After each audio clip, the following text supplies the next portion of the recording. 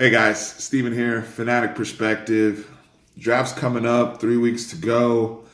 Free agency, some of the talk, there's still some guys out there, the Kenny Vaccaros, as well as the Eric Reeds of the world. But really, I mean, we're hitting a point now where we can start to evaluate what some of these teams have done, the direction that some of these teams are looking to go via draft based on their free agency activity.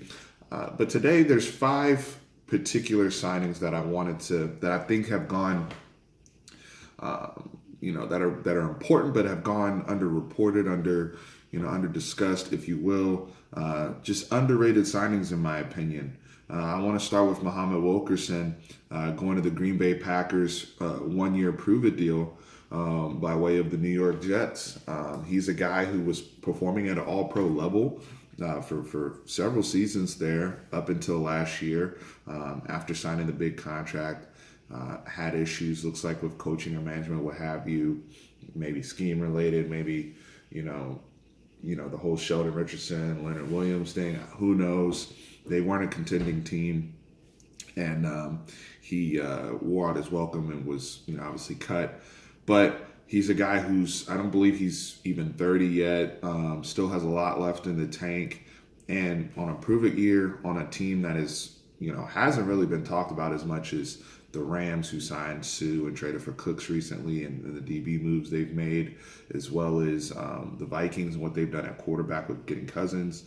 Those guys are kind of looked at the two front runners, if you will, to go after to challenge the Eagles in the NFC. But the Packers, quietly move on from, well, not quietly with the Jordy Nelson thing, but they quietly picked up Jimmy Graham. That's another one that I felt like is a bigger deal than some have made it seem. But getting Muhammad Wilkerson in that 3-4, can play all over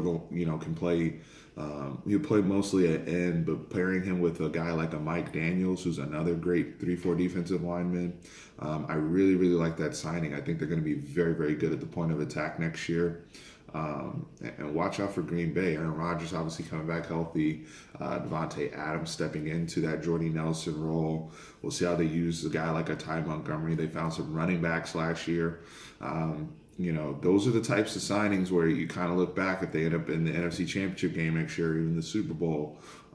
You look at a guy like a Muhammad Wilkerson, guys like Jimmy Graham that they got relatively on the cheap or on prove-it contracts, guys that were all-pro performers. So Muhammad Wilkerson is going to be my first guy. Next, Buffalo Bills, A.J. McCarron, signing there, obviously, way of the Cincinnati Bengals. They had obviously, Buffalo traded Tyrod Taylor to Cleveland Browns, and Buffalo has also moved up in the draft, looking to target a quarterback. But I really, really like the A.J. McCarron signing. He's a guy who I feel like wasn't that far off from what Andy Dalton was giving them. He started a playoff game against the Pittsburgh Steelers. Was very, very close to winning that game, to be honest with you. And he's been productive every time he's had an opportunity to play, mostly in 2015, but every time he's had an opportunity to play, he's looked very, very sharp. He's obviously very confident. That's one of the things I love about him. Moxie, pocket presence. I think he has a chance to not just start this year for the Bills, but if he's productive, be a guy where they can really utilize some assets in the draft. I still think they'll pick a quarterback, obviously, but they don't have to rush. And with a guy like that, AJ could be a guy where you get into a quarterback controversy with whoever you're picking, because I believe the fans will like him. I think his personality will mesh with the Buffalo fan base. And I think he's just a good, solid option. Obviously not a top-tier Pro Bowl guy at all, but do they need that level in Buffalo? Obviously to go to the next level, but to maintain at least a playoff competitiveness, really like A.J. McCarron. Moving on, Eric Ebron going to the Indianapolis Colts, way of Detroit. That one may be a little bit more controversial. I actually liked Eric Ebron a lot coming out of North Carolina. I think he was misused and miscast in Detroit. I think they really wanted him to be more of a traditional tight end. He's never going to be that guy. He's not good at the point of attack when it comes to blocking, not a super physical player, but he is an athlete. And I like him in that offense with Andrew Luck. I like really what the Colts are doing with their new management, really trying to reshape things. Andrew Luck's coming back. All the reports show that he's relatively healthy now. And getting him a weapon to utilize in the middle of the field and in the red zone, most importantly in the red zone, really like that for Andrew Luck, Eric Ebron, especially with, your main target being a 5'9" guy in T.Y. Hilton, no disrespect. But they really haven't had, they have a Jack Doyle, so that's a guy that they can play in double tights. But Eric Ebron's not going to be, I hope that they don't ask him to block as much and more play in the slot and play on the outside in red zone situations. I think he could be very, very dangerous for them. And somebody you look up and may have 8 to 10 touchdowns next year. Maybe not a whole bunch of catches, but somebody who's just a versatile red zone weapon. Really, really like that signing. Next is the usual suspects, the New England Patriots. Love them getting Jordan Matthews.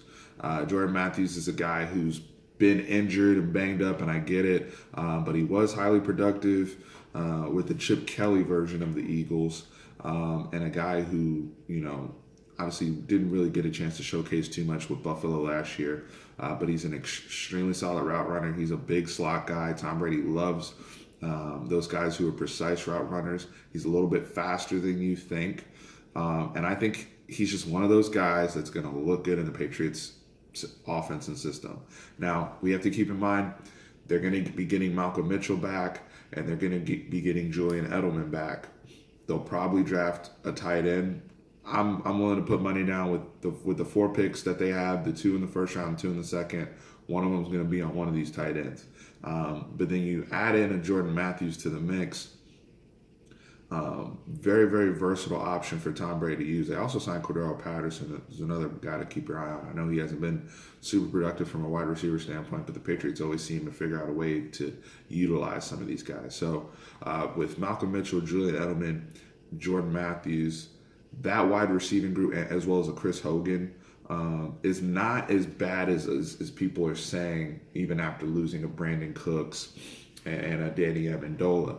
I really, really like the Jordan Matthews signing, so keep an eye out for him. Lastly, my beloved Cowboys, and I'm not just throwing this in there because I'm a Cowboys fan, but really looking at the league objectively, I really, really like the Allen Hurns signing.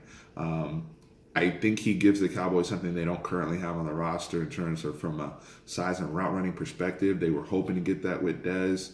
We'll have to see how the Dez situation plays out, considering the recent scuttlebutt from inside and all the chatter, whether or not they're going to keep him. But regardless, I think Allen Hurns is a guy who's going to fit the Dak-friendly mold. With him, my big thing is just going to be health, because if he's out there, seeing how he wins at the break of his routes, I really, really like the Allen Hurns signing.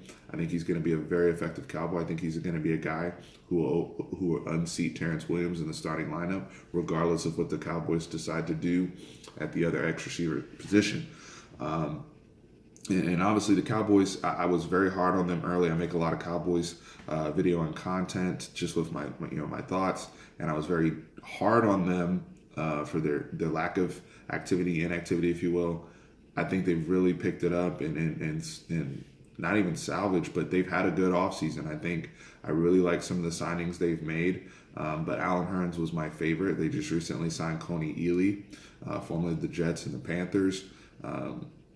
We'll see how that shakes out. Hopefully they move on from a guy like a Tyrone Crawford to free up some more space, since they're a bit heavy at that defensive end position.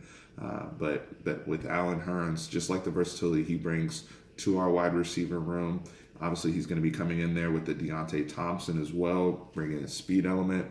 But I think Hurns is going to have great chemistry with Dak Prescott.